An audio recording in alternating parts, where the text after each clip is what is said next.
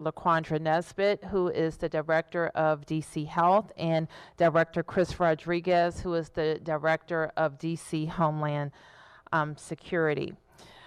Before I turn to Phil, I have sad news to share, and the condolences of all of us in DC government to the family of Liz Davis. You will know Liz as a 40-year teacher in DC public schools and a labor advocate as president of the Washington Teachers Union. I have gotten to know Liz so well and am so devastated by her tragic passing. I learned this morning that Liz was involved in a motor vehicle accident in Prince George's County, and she succumbed to her injuries. I hope that you will all keep in your hearts and prayers the DC Public Schools family, the Washington Teachers Union family, in the labor community in the District of Columbia who has lost a champion. If you would join me in just a moment of silence in Liz's memory.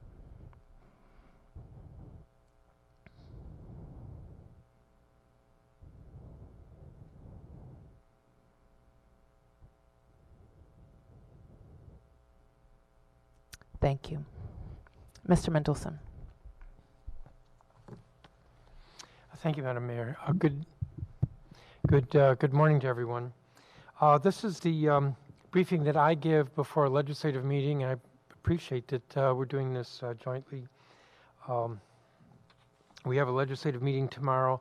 I believe it will be preceded by a committee of the whole meeting at noon. We've changed our meeting times to noon. There will be a brief committee of the whole and then the legislative meeting. We are beginning to pick up business. I say it that way because we are in council period 24, and so everything is starting afresh. Nothing held over from last year. The legislative meeting has a few noteworthy items on it. We are going to do final reading on the District Government Family Bereavement Leave Temporary Amendment Act. This was adopted as an emergency in first reading at our last council meeting, and this clarifies and expands slightly the leave benefits available to district government workers. This arose out of an incident with a teacher who had a stillbirth and was not eligible for the leave, the family leave policy that the district government provides to its workers. The mayor introduced legislation, and I believe that the temporary bill reflects the bill as introduced by the mayor.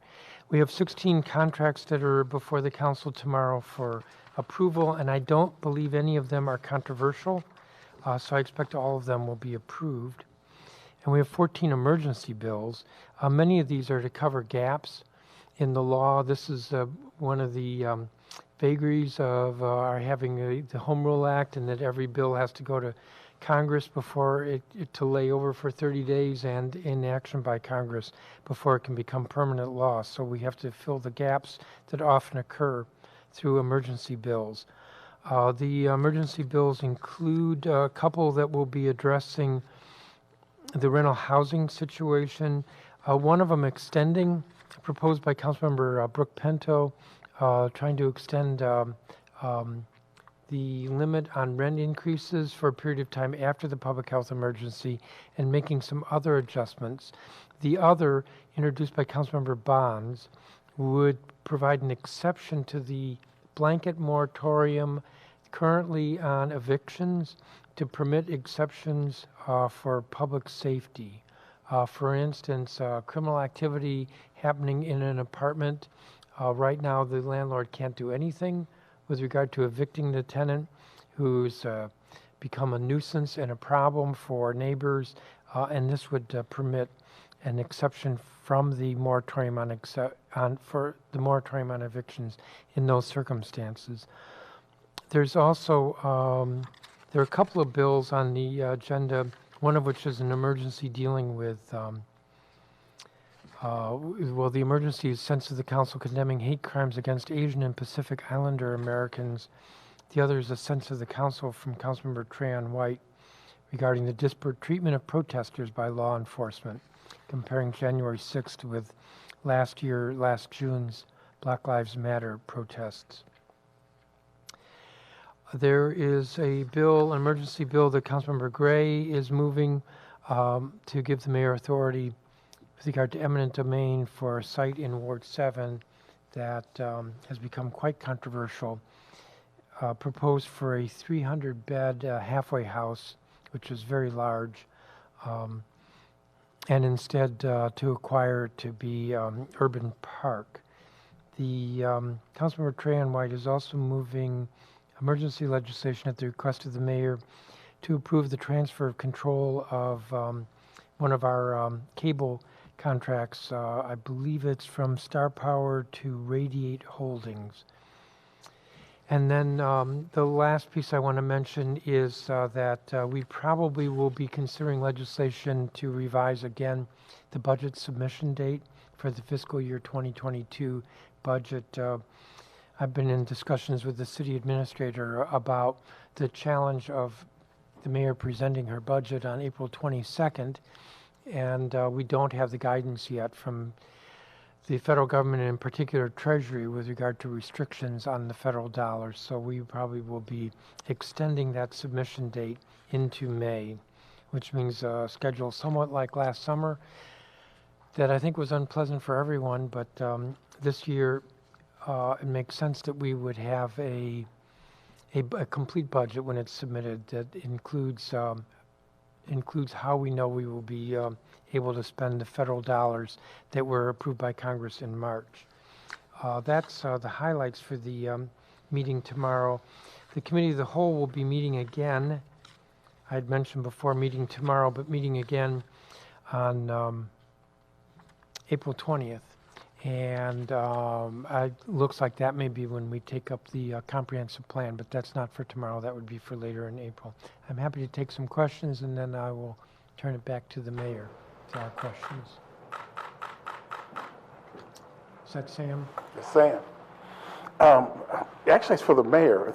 Councilmember Gray wants to give you eminent domain authority for, I guess, taking over the site of what is proposed to be a halfway house. DC hasn't had one since they closed Hope Village.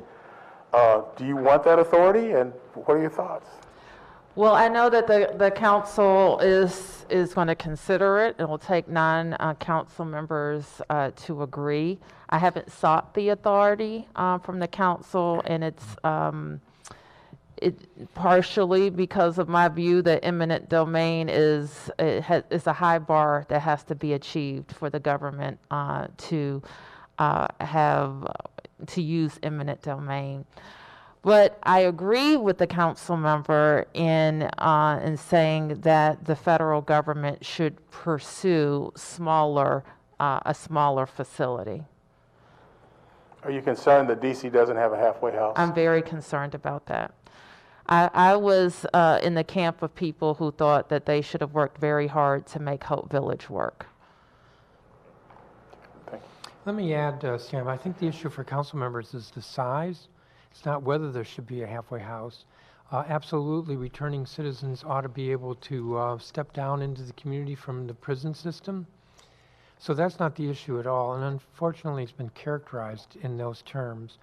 Let me remind you, because what comes to mind is the analogy to the mayor's proposal for closing DC General a few years ago, which was over a couple hundred families and widely considered too large. This is a 300-bed halfway house. The mayor's proposal with regard to the homeless shelters was smaller shelters around the city.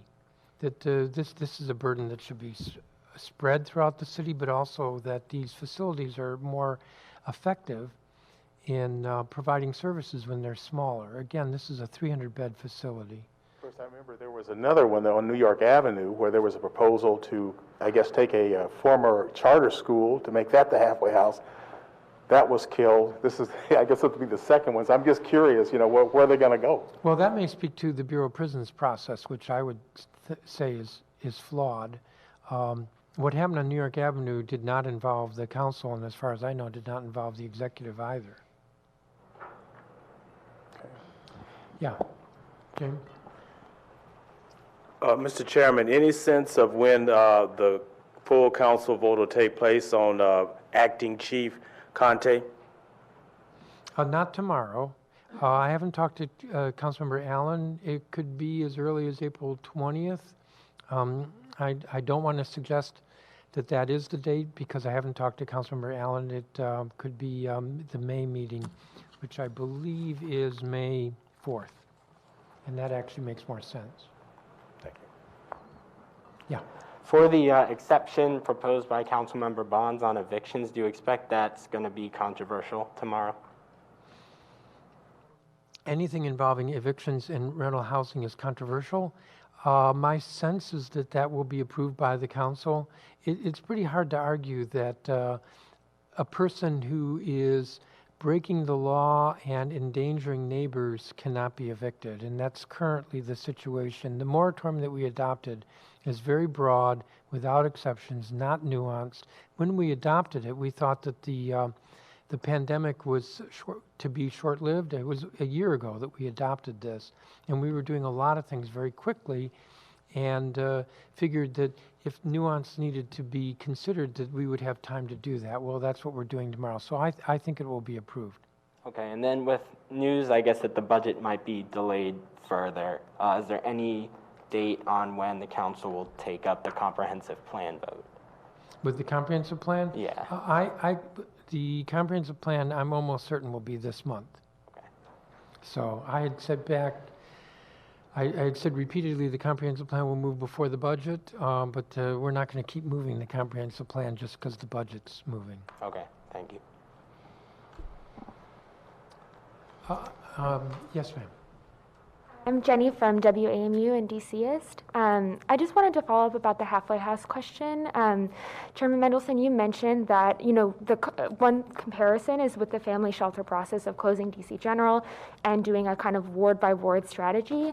And it's my understanding that there was some pushback from neighbors about those shelters, but because the DC government made it a priority, those locations were able to, those shelters were able to be built. And I wonder if you would consider in the halfway house process, I know the BOP is running the contract, but is there any room for the DC government to step in and sort of say, we're going to make this a priority and work to build, to identify locations and for smaller halfway houses across the city, if the size is the issue? Well, there should be, but my impression is that the Bureau of Prisons has been, I'm trying to think of the right adjective for this. Isolated comes to mind, arrogant also comes to mind, that they're just not working with the local communities or local officials. I would say to a person, everybody in the council believes that there's a need for halfway houses. It's difficult for returning citizens to go directly from prison into the community, if you think about it, and the halfway house process makes a lot of sense. But work with the community on the placements, work with the elected officials on the placements. I'm not going to speak for the executive, but I don't think that, I don't have a sense that they've had any greater inroads in being able to talk to the Bureau of Prisons. The Bureau of Prisons seems to just do what it wants, and that's really, in its fundamental, that's what the problem is here. Mark, did you have a question? I did just want to see if you had any comment on Liz Davis. Yeah, and actually, I realized I didn't say anything. Absolutely, my office put out a statement. I've talked to several council members about it. Everybody is shocked.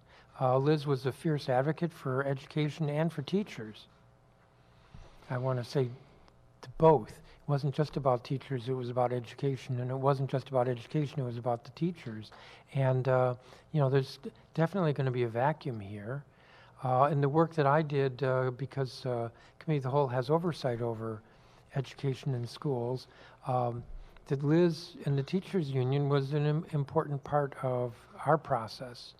So there's going to be a vacuum here, and it's a real shock. It's always sad when somebody passes, but an accident and so unexpectedly, and we don't know more about it, but it's quite sad. Thank you for asking. Thank you.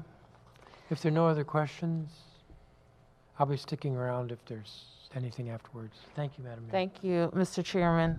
So we're going to move quickly through a COVID update and answer your questions as well. We start with the daily metrics that we present on coronavirus.dc.gov. You will note that we have two metrics that we're watching very closely. So continue to find out information on coronavirus.dc.gov, but also continue to follow public health guidance for your activities. In addition, if we don't present this daily, you can go to coronavirus.dc.gov and find a vaccination progress. And this is a chart that shows all of the government's requested vaccinations and how they are being distributed. I think that's right on this chart. You can follow from January 1st, where we had partially or fully vaccinated DC residents. In January, it was 5,846, and as of April 1st, it was 162,669. You also see the percent of doses administered from the DC Gov portal is 81%. Residents who have been partially or fully vaccinated, 23%. And residents fully vaccinated, 12.3%. So we want you to continue to follow our progress and follow that chart. It is important because our pace in getting people vaccinated is how we get back to more normal levels of activity. So you can go to vaccinate.dc.gov to register, and 855-363-0333 also to pre-register. We have on vaccinate.dc all the eligible groups who are getting vaccinated at this time, but everyone can pre-register if you're over the age of 16. And as your group is eligible, you will be included in the appointment selection process. So as of this morning, nearly 191,000 people have pre-registered in the dc.gov site. So we want you to keep registering. But we also want you to take your name off the list if you've registered in the dc.gov portal and you have received your vaccine elsewhere. So you can send us an email at vaccinatedc@dc.gov and ask to be removed from the pre-registration list. If you registered with us, many people are registering different places, including with their own physicians. So if you get an appointment, you get your vaccine, take your name off of the dc.gov list. That is logistically helpful on helping us reach people who are still waiting. We also want to announce that we will have some additional sites. A vaccine clinic will be opened at the convention center through a partnership with Safeway. Those appointment invitations will be sent out this week on April the 6th. Which is tomorrow. On Friday, April the 9th, a new high-capacity site will also open at Arena Stage. The site will be operated in partnership with DC Health and MedStar Health. And all of those appointments will be made through vaccinate.dc.gov. So that's also good news. We want to share with you now kind of a forecast for May. We'll talk about that a little bit now. We, of course, continue over the next 4 months. We will continue to follow sound principles that have gotten us to this point and try to predict as much as possible moving in through the spring and into the summer. So let me just talk to you about a few principles that are very important to how we're moderating risk. From the highest risk activities to lower risk activities. A few questions we ask in this process is, can this activity be completed with or without wearing a mask? Where does this activity occur? Is it primarily indoors or outdoors or a combination? What's the length of time of this activity? How long will a person be engaged in this activity? We are also talking about density in space. How many people will be engaged based on the size of the space, and what is the impact on maintaining social distance? Behavior and activity. What is the behavior and activity that's likely to occur when people are present? So we will continue to, as we continue to increase our vaccination rates, we expect the following activities will reopen or dial up on May 1. So let's start with entertainment options. We know that many entertainment venues have been shuttered, and we are allowing those entertainment venues to operate with safeguards. So seated live entertainment such as theaters will be allowed to operate indoors and outdoors at 25% capacity with a cap of 500. Movie theaters will be able to operate at 25% capacity. Live music will be allowed at restaurants for outdoor seating. For ceremonies and meetings, those include weddings and special events, will be allowed indoors and outdoors at 25% capacity, with a waiver needed for any of those events that exceed 250 people. School graduations and award ceremonies will be allowed indoors and outdoors with capacity limits in place.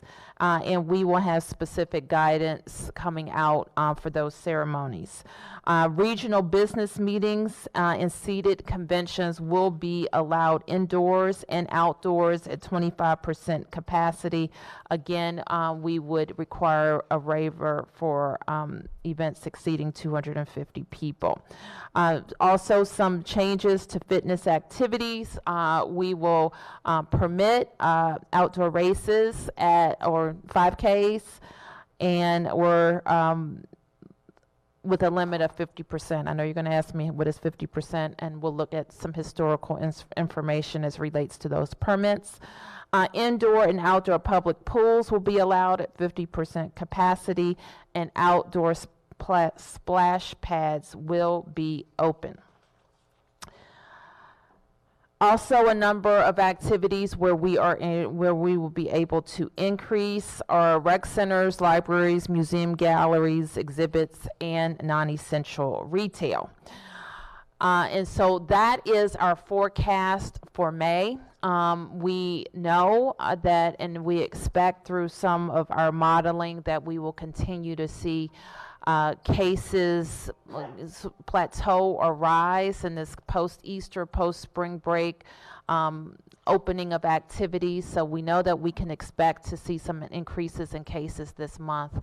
But with vaccination and continued safeguards, we expect that later into the spring that those cases will come down. So we want to ask people to get vaccinated as soon as you have the opportunity.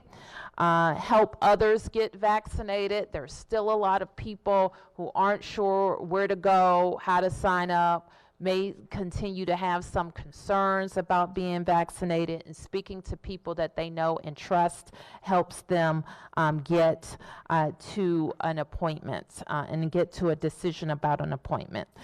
So continue to use the tools that we've been using: wearing a mask, social distancing, practicing good hand hygiene, and prioritizing outdoor activities over indoor activities as we move forward. So with that, I'll stop and take your questions, and Chairman Mendelson remains for any questions as well.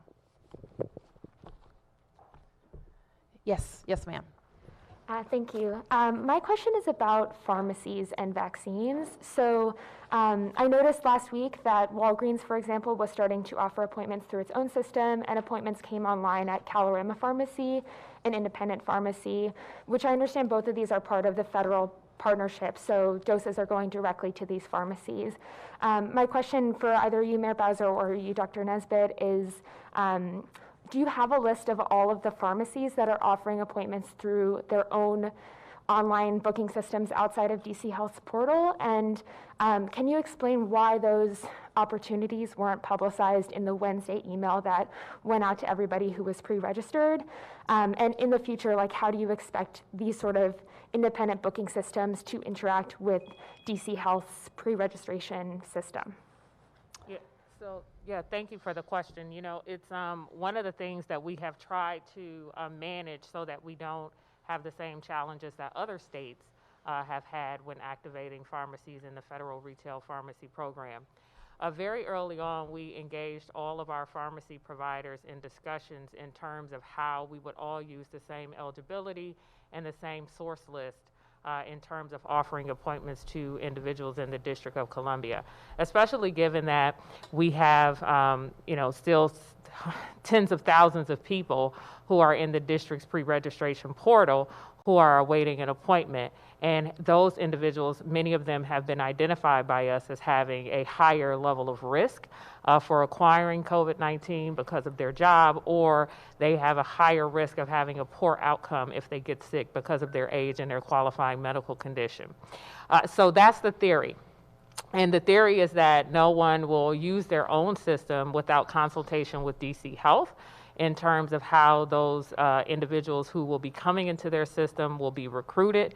If they will only open with a narrow eligibility, such as what happened with CVS. I think many of you are aware that CVS is scheduling through its own portal because it's easier from them from a technological perspective, but they are focusing on our highest risk individuals, those who are over 65, healthcare workers, teachers, and school staff, K through 12 school staff rather, in childcare, because that is a priority population for the district as well as the federal government. They are not accepting appointments for everyone broadly. However, these are negotiated agreements that they are not bound to be held to legally because they receive their doses directly from the federal government. But again, I want to emphasize that we've had great partnerships heretofore, and no pharmacies were activating sites without our knowledge. It is not impossible that a site has been activated without our knowledge and is recruiting individuals separately from what is happening in the portal. To that end, I will echo the mayor's comments that if you registered in the portal and you get an appointment somewhere else, if it's with your healthcare provider, if it's out of the jurisdiction, if you're not a DC resident but you registered with us and then had access to vaccines in your home jurisdiction, we really want you to remove yourself from the list because it allows us, when our appointments go out on Thursday, Sunday, and Tuesday, to be very intentional in getting those appointments to people who have the highest likelihood of responding and scheduling an appointment. Okay, Michael? Yeah. Excuse me. Following up on that question about the pharmacy. So, do pharmacies, are they able to pick basically whether they want to do it through DC's portal or whether they want to set up their own system and then they negotiate that with DC Health? I would not necessarily, Michael, classify it as they get to pick. We have had some of our pharmacies who recognize the importance of our ability to have an equitable process and to focus on the highest priority individuals would be to streamline the process through the vaccinate.dc.gov system. Some have had technological difficulties with being able to receive. What happens when you schedule through that list? They receive a downloaded file and documents and information from us about who's going to show up in their facility or site and when. Some individuals have had difficulty with being able to create interoperability with their patient record systems and with the portal. But that number is low in terms of pharmacies. We do expect that as more independent pharmacies come on board, as they are able to through the federal partnership, which has a goal of almost doubling the current number of sites, that there may be more who are unable to be interoperable with vaccinate.dc.gov. As I explained, when that situation occurs, many of these pharmacies have very low throughput capacity in their actual store, sometimes only 30 to 40 people a day, compared to a community site that does hundreds or thousands of people a day if they're moved out into the rec centers, convention center, et cetera. So we don't expect that they will have a high number of individuals that they're vaccinating, and therefore we ask them to focus to narrow their eligibility as to who they're going to give an appointment to those people who are the most high risk in our community. Okay, that's helpful, thank you. And just to follow up from, I think maybe a couple press conferences ago, there was a snapshot on which groups had booked appointments through DC's pre-registration system, and seniors in priority zip codes were, I think, maybe 10 percentage points lower than some of the other categories. Sure. Has that changed? And then also, if you could help us understand why seniors are booking appointments at lower rates. Sure. So I think part of it is to think about proportionality, right? The proportion of the remaining eligible population. And seniors have been eligible in the district since January 11th. And so many of them have already moved through the system to receive a dose of vaccine. They've already had access through one of the special initiatives, such as the Housing Authority Partnership, the Long-Term Care Partnership. So over time, that group is going to be at a higher number of people in that population, or a higher proportion of people in that population who have already accessed vaccines. Given that, on any given week, just like this past weekend, we were yet again, Thursday and Sunday, yet again able to offer a vaccine appointment invitation to every person over 65 who was pre-registered, both in priority zip codes and non-priority zip codes. And we were able to offer an appointment to every single person who was registered as of Sunday for individuals with 18 to 64 with a qualifying condition living in priority zip codes. So again, as the denominator or the total number of people who are in that eligible group decreases because they've already received vaccine through us or somewhere else decreases, the proportion of appointments that will go to each of those categories will decrease.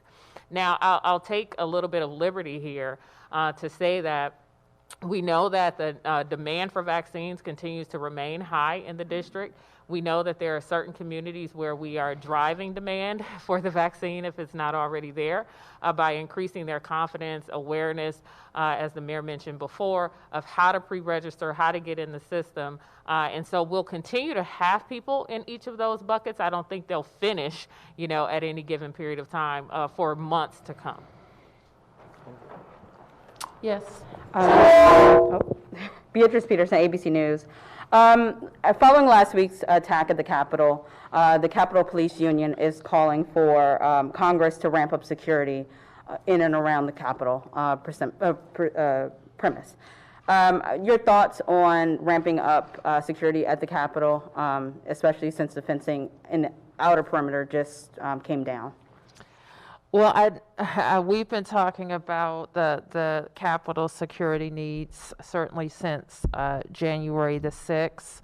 Our team has been engaged with the committee or the task force that General Honore led for the Capitol, and given them our thoughts around it. And I'm heartbroken for the family of the fallen officer, 18-year veteran, who was cruelly and heinously attacked. And they've lost their loved one. Is horrific. So we continue to stand as a partner to the United States Capitol Police and the United States Congress in doing whatever MPD can do. And I think we can offer a significant amount of support reactively, but proactively as well.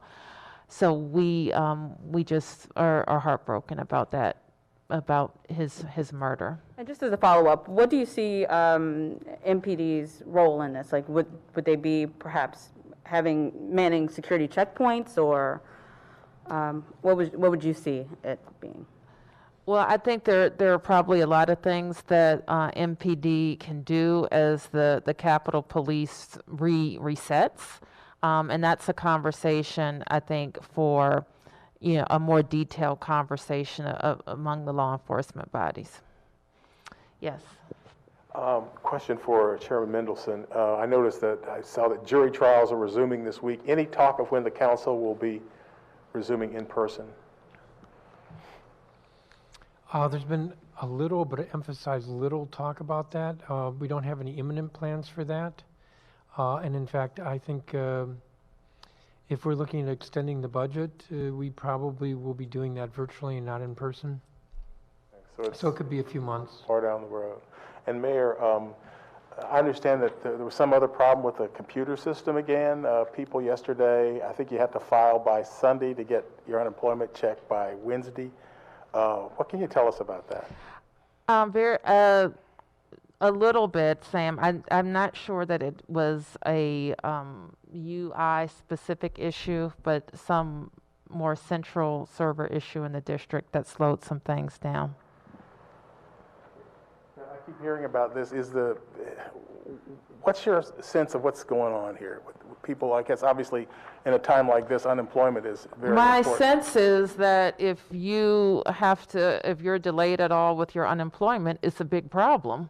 And that we've had a lot of changes over the last year given the various programs related to unemployment. So I know that's frustrating for a lot of people. Yes, James.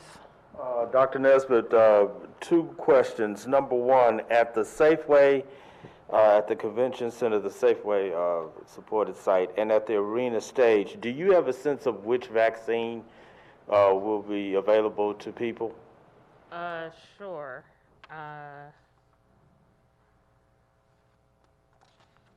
A Safeway will likely be Moderna, and arena stage Moderna or Moderna or J&J, and then I said that wrong. Safeway will likely be Pfizer product, and then arena stage will likely be Johnson & Johnson. My second question is this. There's talk among public health experts, and you probably heard it, that a fourth surge may be coming. Do you have any thoughts on that? Yeah, thank you, James, for that question. It's an excellent question.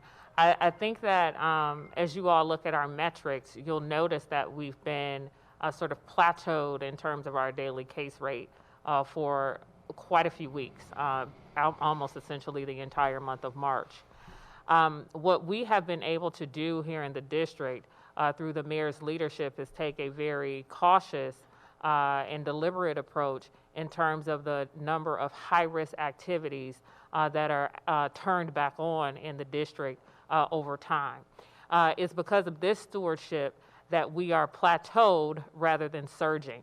But also, as the mayor mentioned, as people over the next couple of weeks and this past weekend may have participated in more higher risk activities, being indoor, mixing with a number of family members or friends, vaccinated and unvaccinated, that increases the risk of our cases going up in the next 14 or so days. You have seen that other places in the country that have not taken such a deliberate approach are seeing increases in not only cases but also hospitalizations, and those hospitalizations are happening in younger people. It has been our goal to shepherd the District of Columbia and its residents through this process to reduce the amount of harm that happens in our city. We'll continue to be very deliberate in doing that. But we need all of your help. We need you to wear your mask, keep your distance, wash your hands, and choose your activities wisely, including that non-essential travel if you're not vaccinated. Yes, Mark. Thank you. I've got a few follow-ups on the loosening of restrictions. First, for live entertainment venues, will people have to remain seated, or will dancing be allowed at all in any of these venues? Seated. Everything contemplates seated activity. And then currently, there's a 30-foot restriction from the stage to the closest people to the stage at live music venues, and venue operators have complained about that. Has that been loosened? I think that as we get the particulars about the guidance, Mark, that will be addressed. But And we then- recognize that as an issue. And then for the music venues, and I know you can't give any specific date or even a ballpark of a date, but could you give them an idea, or Dr. Nesbitt, an idea of the metrics that you're looking for before live entertainment venues could open back up at, say, 80 or 100% capacity? What is it that you need to see, vaccination, community spread-wise? What is it that you're looking for there? I really can't say more about that right now, Mark. We're trying to give, I don't want it to be a forecast, giving you a forecast that's wild is not helpful. So we're going to do a look ahead right now, a month out, and we continue to want to get venues turned on that haven't had any activity. And some of our live music venues fall into that category, or they all fall into that category, but they may also be able to rethink their operation. Maybe you can't have standing room only, but you can put seats. Maybe you even think about doing outside activities to re-engage your operation until you can have more people inside. Those are the types of things that we need the whole community thinking about. Ask about professional sports. Are you any closer to allowing the Nationals to increase their capacity? And then what about? I am not. So we will continue to consider waivers for professional sporting activities indoors and outdoors. And let me ask you, for indoors, are you any closer to a decision on the Wizards and Caps being able to have fans at Capital One Arena? I expect we will be coming to those decisions soon. Thank you. Yes, Mr. Bryce Sadler. A question I'm relaying on behalf of Street Sense Media. I think there were some reports over the weekend of individuals who have housing attempting to go to vaccine clinics specifically for people experiencing homelessness. I'm not sure if this is something you or Dr. Nesbitt maybe have heard about or observed. It is not something that we have observed. I think you may be familiar with how those clinics are held. They're actually held at the low barrier shelters by a healthcare provider that has served that population for a long period of time in the District of Columbia.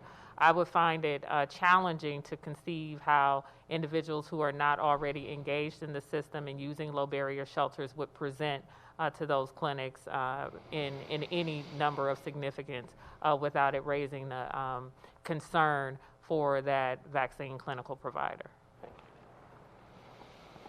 Yes. Hi, Alexa Corse with the Wall Street Journal. I just wanted to ask a follow-up question about the attack on the Capitol on Friday. Another aspect obviously has been the fencing. Do you think what happened on Friday, has made you rethink, or there'll be any rethinking of what fencing is needed? Well, I think they are already engaged in a conversation about what physical barriers are needed. I don't have the specifics of the whole report that the task force completed, but I know that they're considering how do you harden that campus while at the same time keeping it open to the public. So that's really all I have to say about that right now. Yes, sir. Just a couple more follow-ups on COVID and the vaccines. Can you tell us any numbers on how many pharmacies will not be using the DC registration, and then how many doses they're getting? For instance, how many doses has Giant gotten? I don't know that answer to that, right? So there are a number of pharmacies in the district that are part of large national chains. There are independent pharmacies that are part of a, I don't want to call it a parent company, but they have an entity for which they are affiliated with, like Grubbs, for example. There's a national entity by which it's affiliated with. So Grubbs itself would not be able to knock on the door of the federal government and say, hey, I want doses, but that entity for which they're a part of would it be able to do it. I don't know what the universe of that is, Mark, at this point. What I do know is that we expect over time, as vaccine supply increases, that we will have more pharmacies, more private physician offices, more urgent cares that have doses of vaccine available to provide to the public.